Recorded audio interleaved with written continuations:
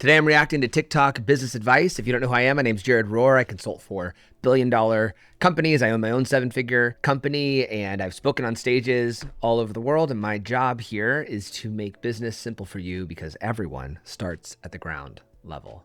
Let's get into it. Worth it or not worth it? A business partner 50-50. Absolutely not worth it. Two captains sink the ship. And if you're thinking about bringing a friend on board as a partner, get ready to lose that friend. 100% agree. Holy smokes. We're probably going to go through a handful of Mr. Tommy Money Mays. That's perfect.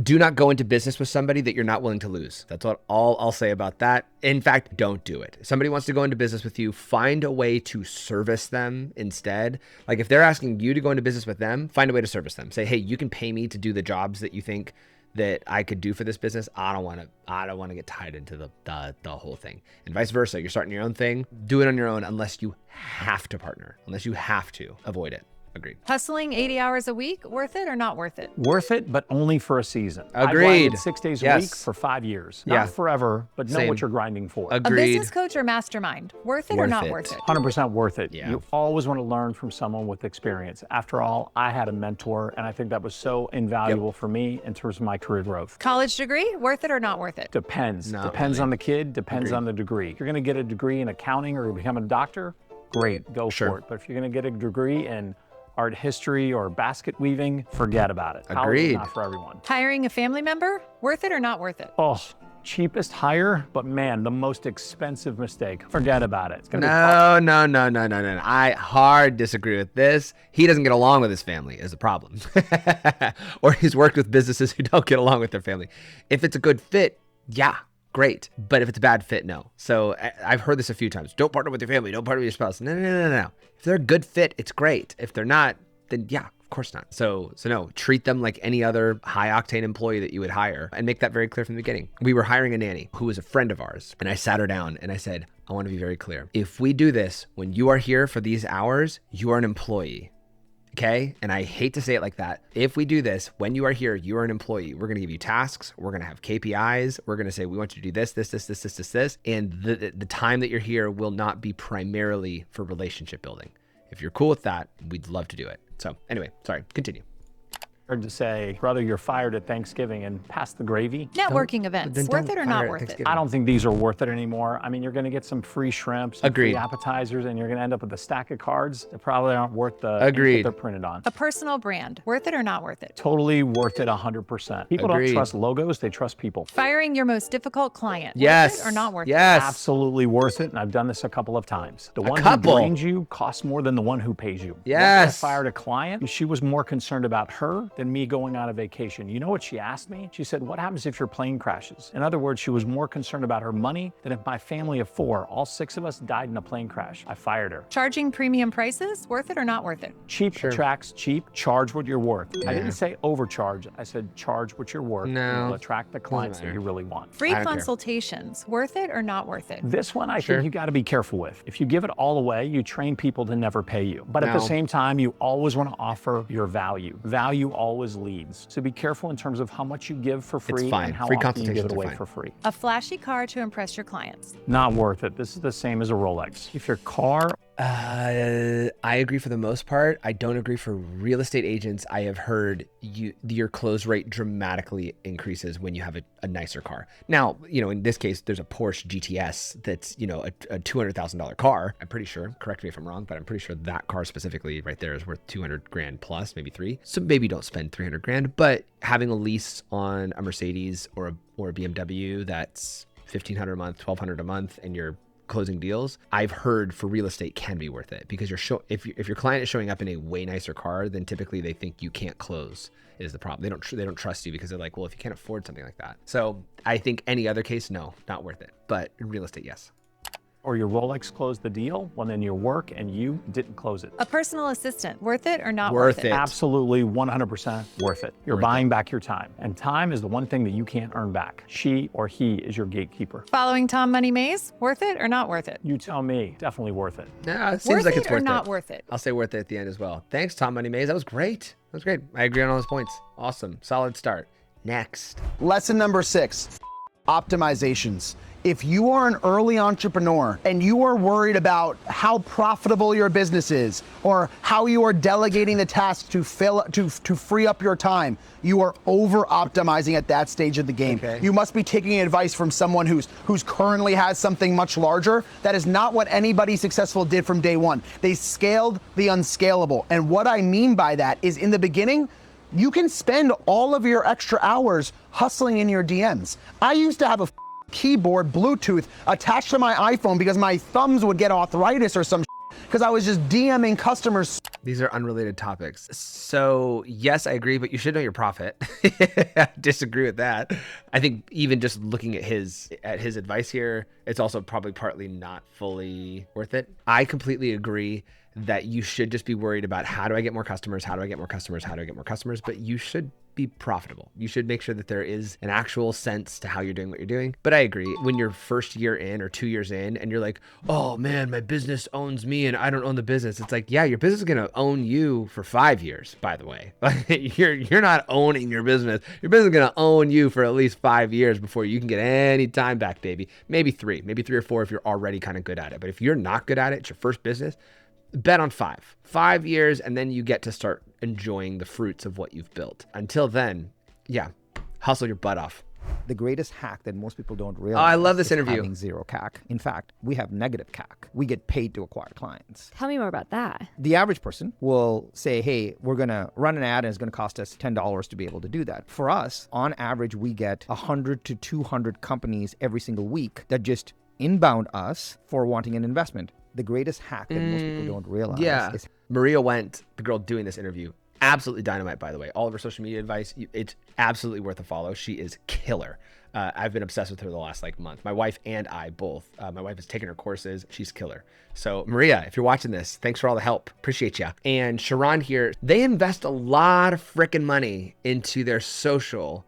And so I don't know if I agree, Sharon. I mean, I'd have to see the numbers. I have to see how it works. He's a billion dollar company CEO. So I'm sure he knows something more than what I know, but $0 or negative customer acquisition costs. Typically when people say negative customer acquisition costs, it's because they're not counting all the funds. But this is Alex Hormozi's CEO right now, by the way. So I'm sure I trust him. I don't know if it's attainable for the average Joe, negative customer acquisition cost. So don't aspire to this. Just have a decent customer acquisition cost that is better than what you pay for it. So Sharon, I don't know. I would want to see the numbers. I'm not disagreeing with you. I'd just be curious about how do you justify that negative customer acquisition cost. Next, and go follow Maria Went. Incredible. 99% of success in business depends on these 3 things. Number 1, grit, the ability to keep pushing. Agreed. When everything's falling apart. When clients ghost you, deals collapse, and your bank account hits 0, you don't quit. Okay. You get back up. Number 2, resourceful. If your bank account hits 0 because you're not doing a good job in business, you should consider your options. Okay. But maybe don't quit. The ability to find solutions even when there are none. No money, you find a way. Sure. No team, you build one. Okay. No experience, you learn fast. Winners don't make excuses, they make moves. Number 3, optimism. Sure. The ability to see every setback as a setup, every failure as feedback, every closed door as Allah redirecting you to something better. If you don't have these 3 qualities, then business isn't your game. Sure. Find something easier. Yeah, I agree. I think the biggest indicator of whether or not you'll be successful is your ego. It's your ability to accurately see what's in front of you and then pivot based on what's happening to you. If you're overly optimistic, you're probably going to really hurt yourself in business, because if you are overly optimistic, like, oh no, every single client leaving, that's okay, we'll find more. It's like, hey, pause for a freaking second. Your clients are all leaving you. Why are they doing that? Pivot your strategy. They don't like you. Why don't they like you? Figure it out. Okay, so yes and no. So yes, but I think the number 1 thing, not the 3 things, the 1 thing is your ego. If you get that thing underinflated, gonna win. Thank you, Tanim Zaman official. Sorry if I said it wrong. Tanim Zaman official. Let me know how to say it. Fight me in the comments. Which, by the way, I tell the story the other day about, I don't even know how to, Carl Icahn. about how he tanked Blockbuster. I was eaten alive in the comments. Oh, if you're going to be a business professional, you better learn how to say his name properly. You think that's what makes a business professional, is being able to say Carl Icahn's name correctly? I have now said it correctly, but I didn't even know who he was before that video, unfortunately. All right, next. The best entrepreneurs are kind of not very good employees. Why do you think that is? Because you have to be a bit of a psychopath to do this game called entrepreneurship. It's scary. Yeah, you have to be willing to tolerate a lot of pain and have really strong opinions about where you're going to go, because you have to get a bunch of other people to buy into it, right? You can't really do it by yourself. The best entrepreneurs are kind of not very good employees. I disagree. It's not because we're psychopathic that we're good entrepreneurs. It's because you have high risk tolerance. And that's it.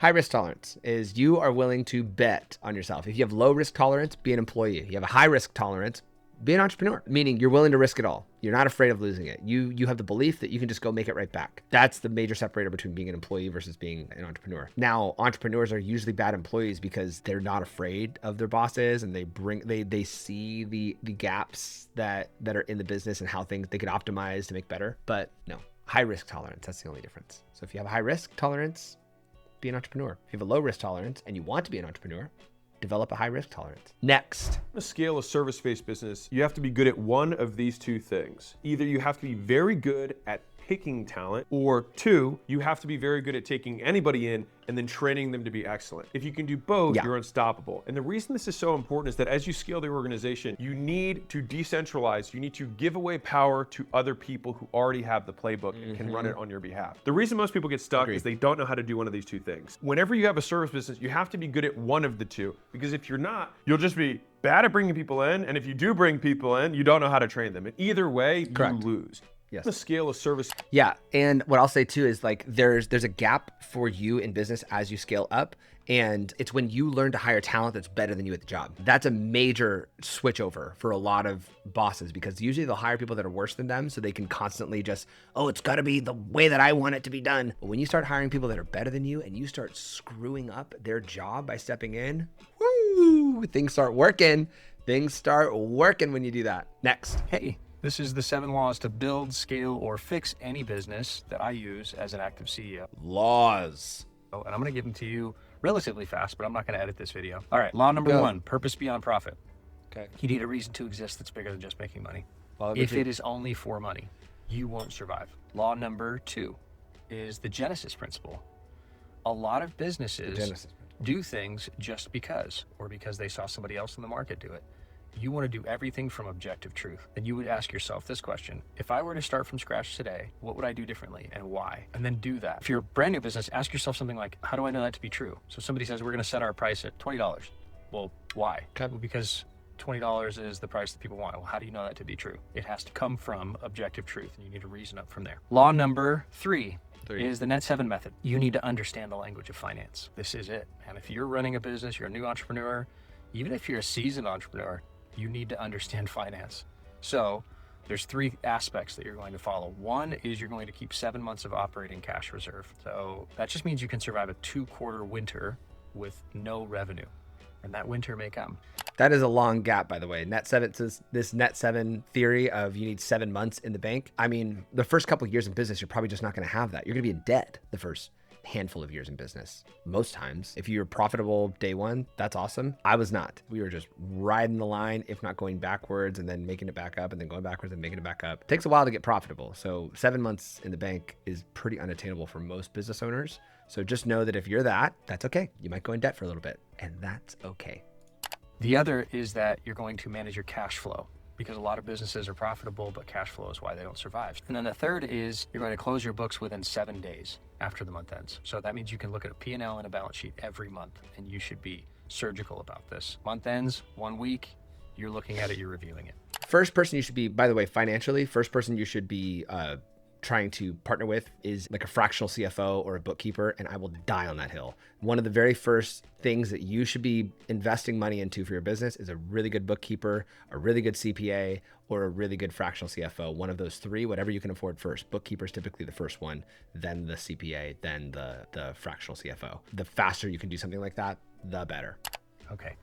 Law number, what am I on? 4, the brand mode. So there's a reason that people buy certain brands. So let's look at this. For instance, this is a Yeti mug. Why do I buy this and not some other commodity? Because of brand. The brand is what protects your business, period. And so brand is really just reputation. How do you build a reputation? You do it right here through social media. So you need to be posting on social media multiple times a day. Law number 5 is decision velocity. This is where a lot of people struggle. It's execution. Economic value is measured in execution. And so you need to set 3 goals for growth, finance, and operations. And then you need to execute on 1 month, calendar month cycles. Law number 6, the hot dog stand effect. It's a people game. You need to build a business and a reputation of your own to where if you were to go start a hot dog stand, people would follow you. And so how do you do that? You do that by serving people well, asking them every week, for example, what can I do to serve you better? Also by giving promotions and raises and recognizing people for equity, phantom equity, restricted stock, whatever it is, in advance without them having to come justify themselves to you, because that's what shows that you're thinking about them versus what they can get anywhere else, which is them performing and then showing people they perform as for money. Anybody can do that. Law number 7 is asymmetric endurance. So most people build in symmetry. The growth of their business and their involvement move together, and then they build a prison. And so what these private equity firms do is they come in outside of the other things I just mentioned, and they build something called asymmetric endurance. They come document all your processes. They look for recurring revenue. They basically build automation. They make it so that nothing's reliant on just one person. And so the growth of your business and its reliance on you or any single individual should move asymmetrically or in opposite directions. And you do that by documenting every process that's in your business. So every job that somebody has, their job should be documented. What is success should be documented. And also how they do their job should be documented. And then automate as much as you can. Keep the human aspect where it makes sense, but automate as much as you can. Then start testing it by taking a day off, a week off, a month off to see if you've actually built asymmetric endurance. Okay, Adam Weisner. Let me go see. Is he selling? Is the 7 Laws a thing that he's selling? Oh, there it is. The 7 Laws playbook. Wow, we're selling it right there in our link tree. Biblical business, 7 unbreakable laws of leadership. Sorry, Adam. I don't mean to rain on your dang parade here. Guys, there are not 7 laws to build, scale, fix any business. There's 3 things. That's it. It's 3 things. It's marketing. Did I get eyeballs to see my business? It's sales. Was my offer convincing enough to get somebody to give me their cash to service them? And it's service delivery. Did I deliver the thing effectively so that it fulfilled on the promises in marketing and sales? That is it. The only secret thing that you should probably be good at that'll help you win here, these are the mechanical things. This is like whether or not the business works. Marketing, sales, service. That's it. Marketing, sales, service, marketing, sales, service, marketing, sales, service. Taki Moore calls it attract, convert, deliver. The last one, though, is your ego. Are you accurately looking at what's happening here, or are you delulu the whole entire time and screwing yourself over? So no, I'm sorry, Adam. Creating these frameworks of the 7 laws of blah, blah, blah, blah, blah. And it's like, I think we're just inventing things to show ourselves off. Guys, it is so much more simple than that. It is just marketing, sales, and service delivery. If you can get those things down, you win. That's it. That's it.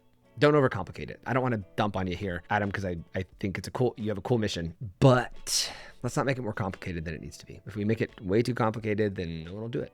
And I think we should have more entrepreneurs because more people want it. So thanks for doing the good work, Adam, but highly disagree. Next. The best place to build a business is targeting people who have problems, but no time, and they have loads of money. So they want to throw money at problems, not time at problems. They're the best clients. The best clients are the ones who say, I have loads of money, loads of problems, no time. If you can solve my problems, I will throw money at you over and over and over again. That's what you build a business on. Now, when you say, oh, I've got a group of people who are broken and need fixing, that's a very hard client. Good to great is way easier to make money than broken and needs fixing or starting and needs going. Think about it like this. If you could work with an existing race car driver to drive 2 seconds faster around the track, that's worth $1 million. But if you can teach a kid how to drive for the first time, it's worth $30. The best place to build a business. 100% agree. When you're working with people who are just lower performers in general, they're harder to work with because then you get blamed for their problems that they're creating for themselves. Agreed. This is the biggest mistake you could ever make as an entrepreneur trying to make it in this world. Do not tell anybody that loves you anything about business.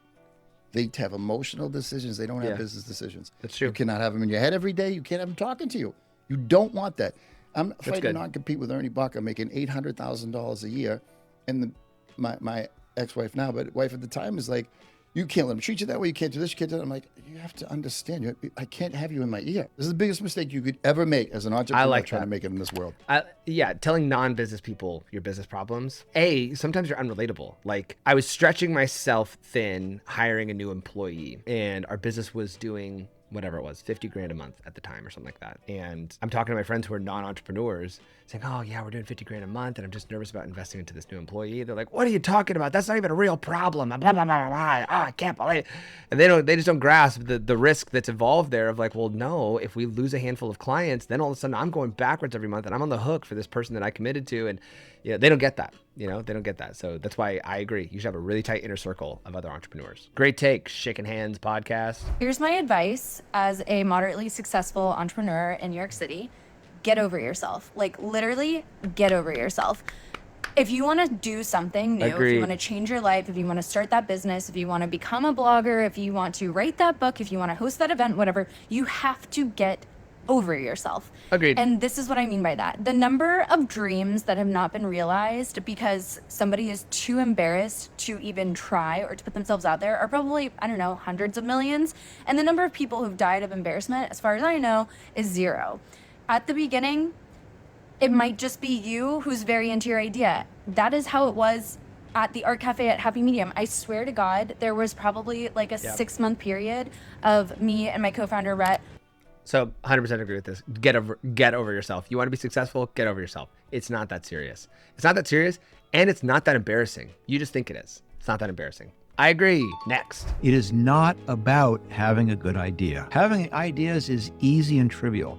The important thing is how clever can you be to come up with a quick and cheap and easy way to test it. I was meeting with a young woman who at the university, and she goes, okay, Mark, I've got this idea. Peer-to-peer clothing sharing. In other words, I've got all this clothing in my closet that I never wear, or I don't wear very often. And I know my friends have a lot of clothing in their closet, and other friends have clothes in their closet. It'd be great if we had this website and we could all post what we have and we could borrow each other's clothes. And she goes, I'm trying to figure out, should I drop out of college to do this? And I went, whoa, slow down here. Try it first. Interesting idea, but let's figure out if we can come up with a quick and cheap and easy way to collide this idea with the reality. I want you to write on a piece of paper, would you like to borrow my clothes? Knock. And I want you to tape that to the outside of your dormitory room. And we're going to find out in the next 24 hours whether the very, very first principle behind your idea is real. Is anyone going to knock? Because if nobody knocks, well, you've learned something very important right there. This thing you think is so attractive might not be. It is not. Agreed. You should test the market first before putting a product out there. In this case, taping it to the door saying, want to borrow my clothes, not necessarily the full way to do it. I would probably do a little market testing, text a bunch of friends and see if they would want to do that, because it's not necessarily about whose clothes they borrow, it's what clothes they borrow. So it's not want to borrow my clothes, it's want to borrow this cool dress. Then they're like, oh my gosh, yes. So yes, test it first. Don't drop out of college just to do some idea if you haven't even tested if it works. But his test also kind of sucks. Next.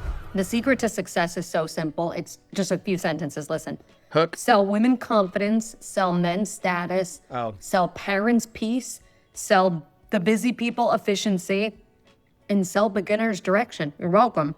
The secret to success. Gabby Garcia, great. Yeah, 100%. Now, there's a book, I don't think I have it on my desk, called The Personal MBA. And in The Personal MBA, he talks about basically like, hey, here are the core things that you can sell. Because selling women confidence, for example, anybody could sell women confidence. So if your target demographic that you're selling to is women, you could sell them confidence. So you could do that through any product or service. Confidence, sell men status. Selling men status. You could sell that through any product or service. I totally agree. I think this is great. And I like her hook with the little thing. You're just waiting for her to take that bite the whole time. That's the social media hook, by the way. Just waiting for her to take that bite. Great job, Gabby Garcia. This is worth $1 million to you over the course of your career. This one piece of advice is people don't care what your product is.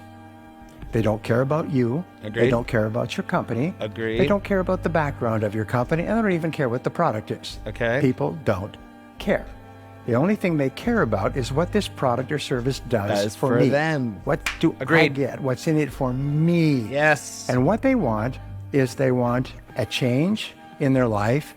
They want an improvement in their life, a result, a benefit, or highest of all is a transformation. They want to be transformed. 15% of buying behavior is determined by the past. 85% of buying behavior is determined by the anticipated future. Agreed. What is going to happen as a result of me buying? 100% agree. I was talking with a friend today who's getting a business started, and he's like, man, I keep talking about my services and people don't seem like they're like fully latching onto it. I said, yeah, because you won't shut up about yourself.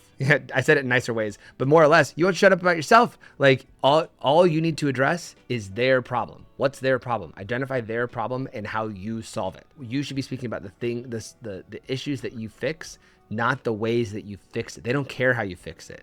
I don't care what tools my plumber uses. I care that the leak stops. I don't care about what tools you use. I don't care about how you do it. I care about the problem you solve. Love it. Who is he? Who is this? We didn't even tag the dang original. Unbelievable. Let me know if you know who this guy is. I'm sorry to this man. You can't ask an employee to work as hard as you unless they have the same equity in the company. Agree. You work for them. They don't work for you. The part about business that we don't talk enough about is empathy for our customers, but most importantly for our employees. And why they can't build scalable businesses is they have selfish expectations of their employees. So I implore all of you to start getting very serious about this. You can't ask an employee to work as— Yes. Gary, absolutely. Gary's, he's bang on here. They don't own the company.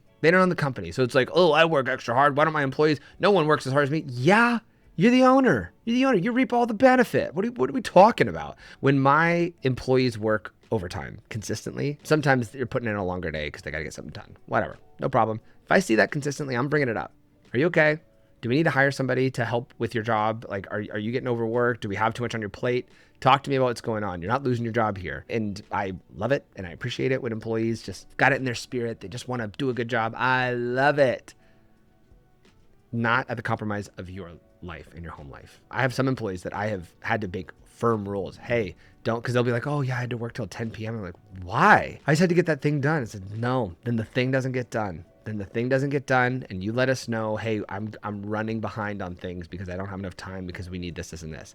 You tell me, because you've got a husband, kids, a family. The reason that we have this relationship is so that you can go off and have that. You can clock out. It's not your business. You don't have to stress about it. I always appreciate it when employees obviously care about our business that much, but they need to be safe too, have their own lives.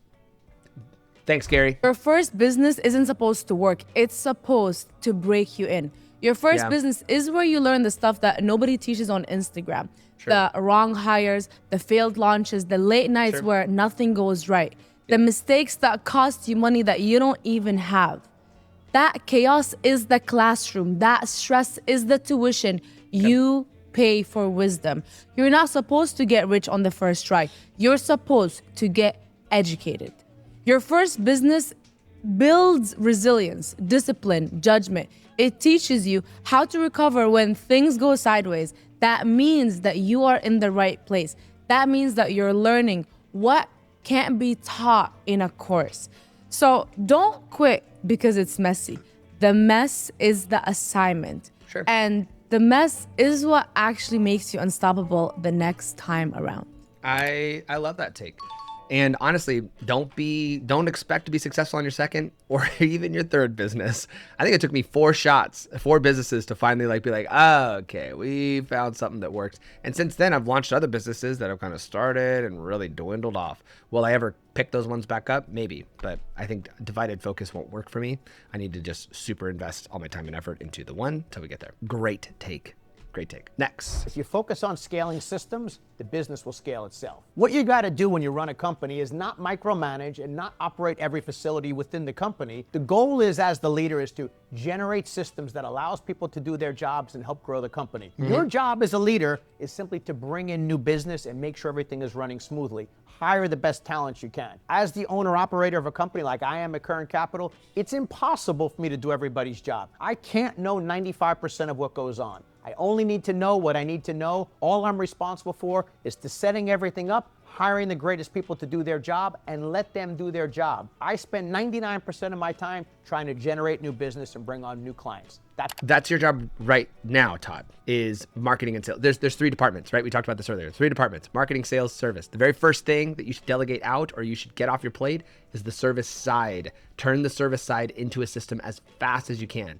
Then you as the business owner are in charge of just marketing and sales, while the service, hopefully, like he says, kind of runs itself and you just keep flooding the pipeline. And then eventually you get rid of marketing or you get rid of sales. Typically you are that brand ambassador for the beginning of your business. So marketing is usually the hardest one for a true founder-led business, hard to break out of. So that's usually the last thing that like fully comes off your plate. But marketing would be the final one, which is what he's talking about. Marketing and sales is his biggest job. So yes, systematize your services. Agreed, Todd. Starting a business for dummies. Suck at something, work for free lots of times, and suck less. Wait until people ask you for free work, and then you can't take them on because now you have more demand than you have supply, and then offer to keep working for the free clients for money. Boot out the free clients for the paid clients. Once you do that, congrats, you have a business. Starting a business for dummies.